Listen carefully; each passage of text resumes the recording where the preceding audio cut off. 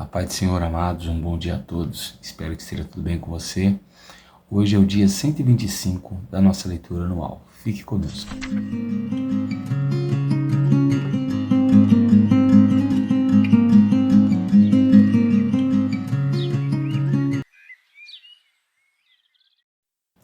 Bom, amados, a nossa porção diária de hoje vai do capítulo 19 de 1 Crônicas até o capítulo de número 22, também de 1 Crônicas. Amém?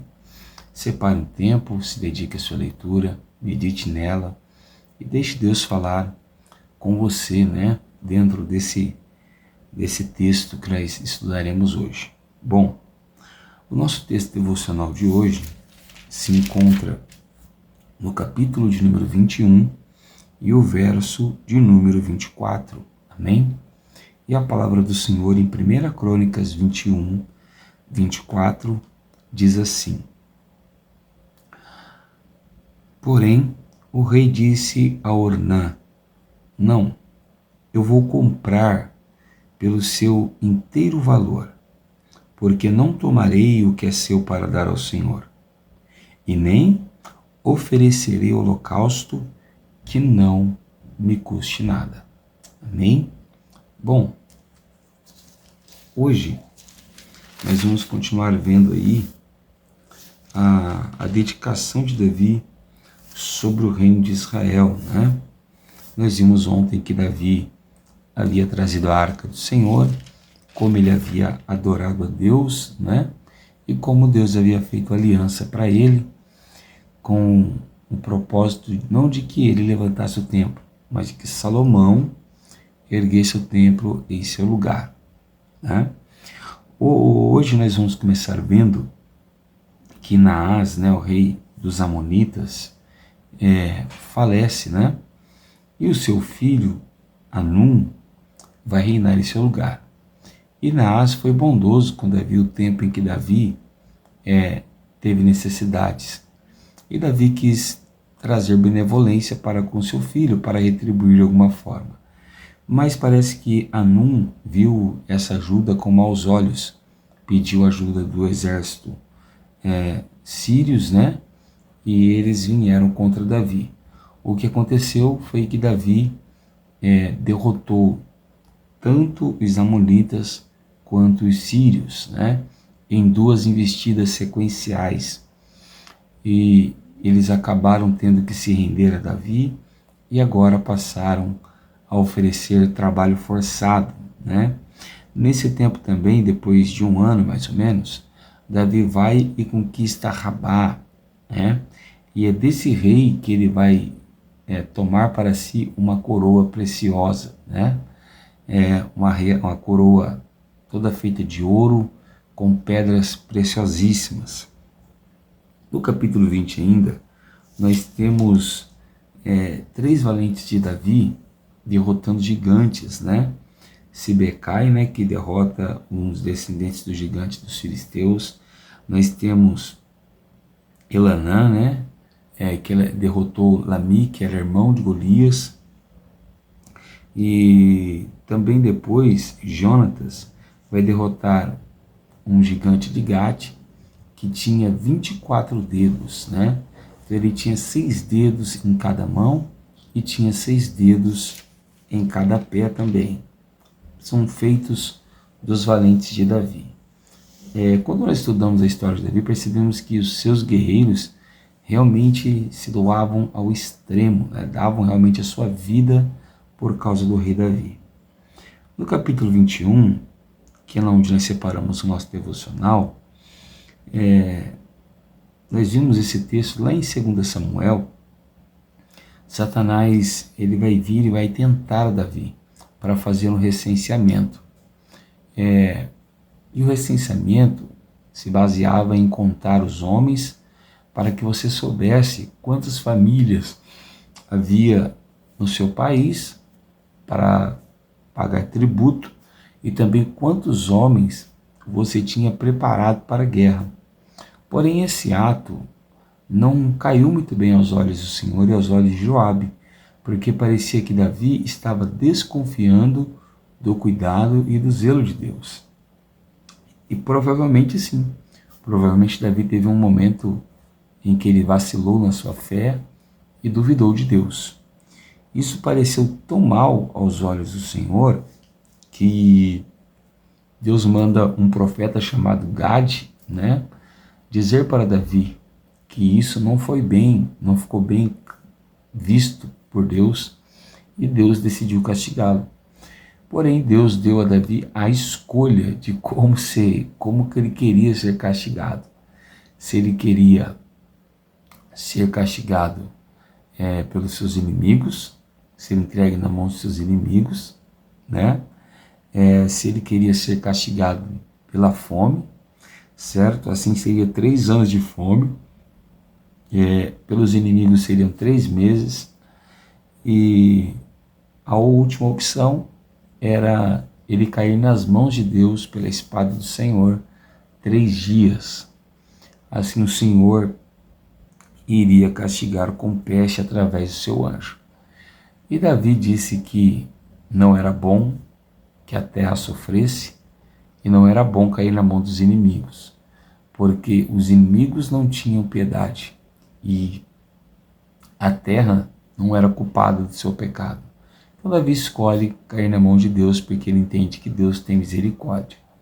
E depois de Deus estar castigando Davi, Davi ora, clama ao Senhor e diz: Senhor, não foi o povo quem pecou, fui eu quem pequei. E Deus tem misericórdia de Davi. E é interessante que Davi vê o anjo diante dele, né, castigando ali a ele e ao povo, né?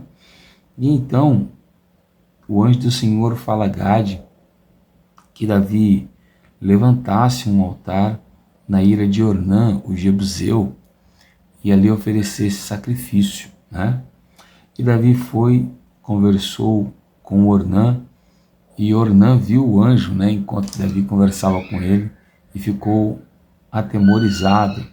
Bom, Davi vai então, faz essa proposta para Ornã. Ornã, ele não quer vender, ele quer doar a ira, que creio eu que o temor tomou conta do seu coração, mas Davi não aceita ganhar a ira, ele quer realmente pagar pelo preço da ira. E por qual motivo Davi não aceitaria um presente, se ele já havia aceitado muitos outros, se ele recebia tributos? A questão aqui é que o presente, ou seja, a ira de Ornã, não era para Davi, seria para o Senhor, porque Davi só iria usar a ira para sacrificar a Deus, certo? E então Davi coloca algo no seu coração, e esse algo é o nosso aprendizado de hoje, e seria muito bom que nós colocássemos isso em prática.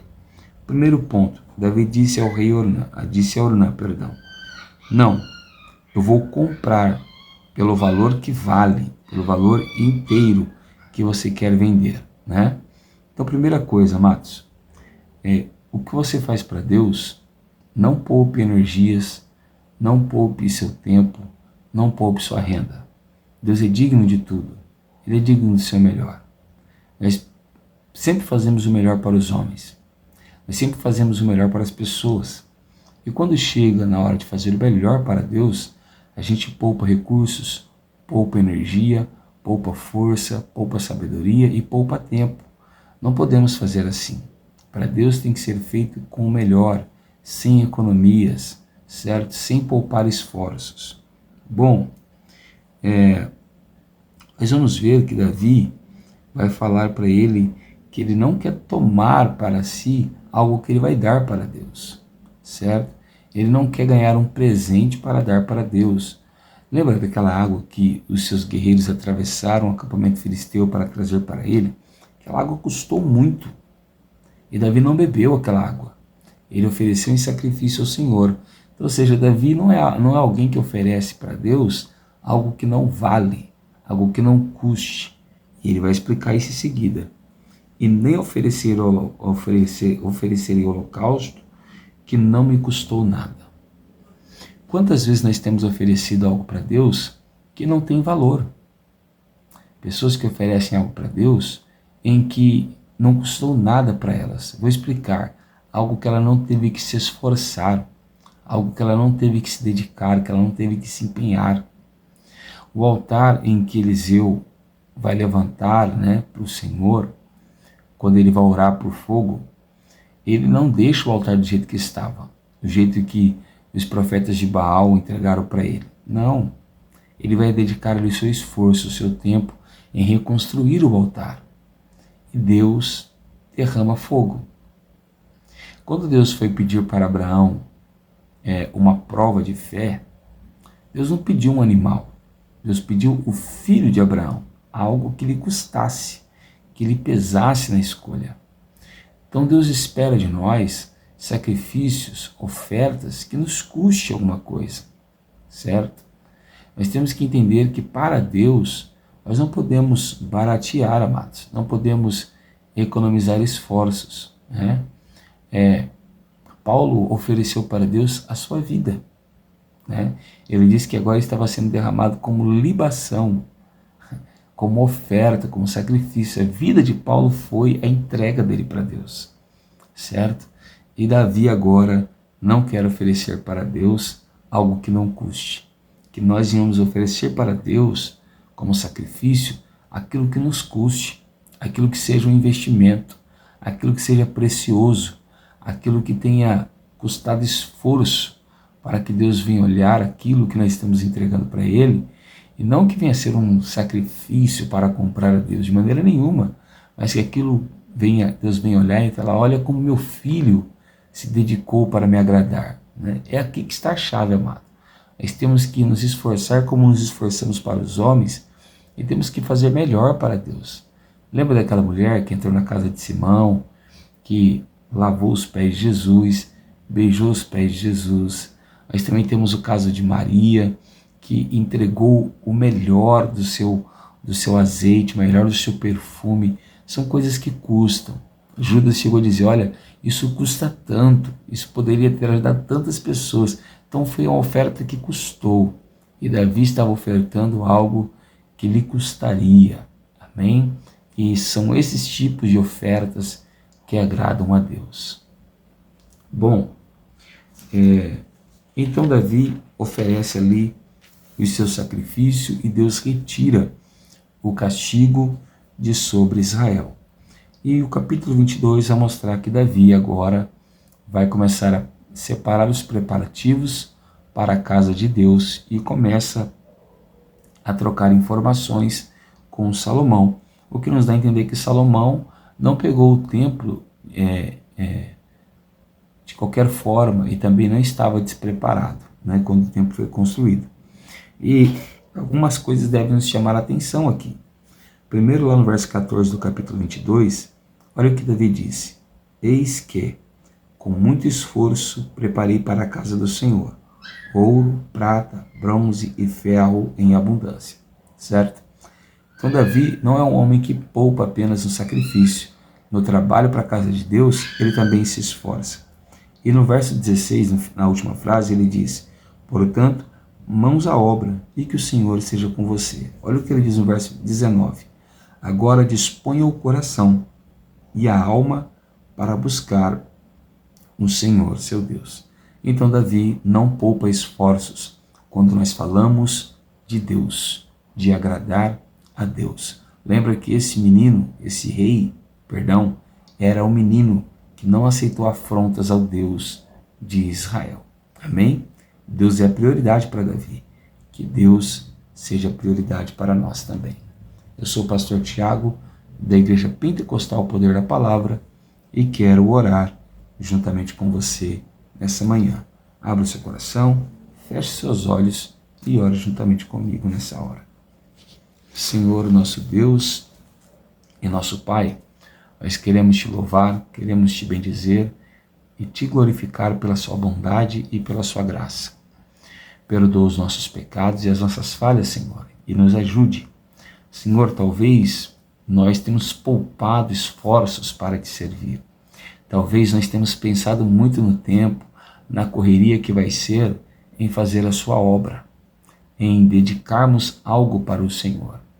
Mas que hoje, Senhor, neste momento, o Senhor venha nos conceder graça, força, ânimo, para sermos um pouco parecidos com Davi, que não poupava esforços, ou seja, que não oferecia para Deus algo que não lhe custou nada. Ele oferecia para Deus coisas valiosas, ele oferecia para Deus sacrifícios de valor, ele oferecia para Deus ofertas que lhe custaram um alto preço, para que assim o Senhor se agradasse daquilo que ele estava entregando. Se agrade nesta manhã, Senhor, das nossas ofertas de amor, se agrada nessa manhã das nossas ofertas de adoração, para que o seu nome seja adorado com o mais alto e fino louvor. É assim que nós te pedimos e te agradecemos. Amém, Senhor Jesus. Que Deus te abençoe, fique com Ele, se inscreva no canal, compartilha e ativa o sininho. Assim Deus vai abençoar a sua vida e você contribui com a evangelização. Amém? Um ótimo sábado e fique com o Senhor.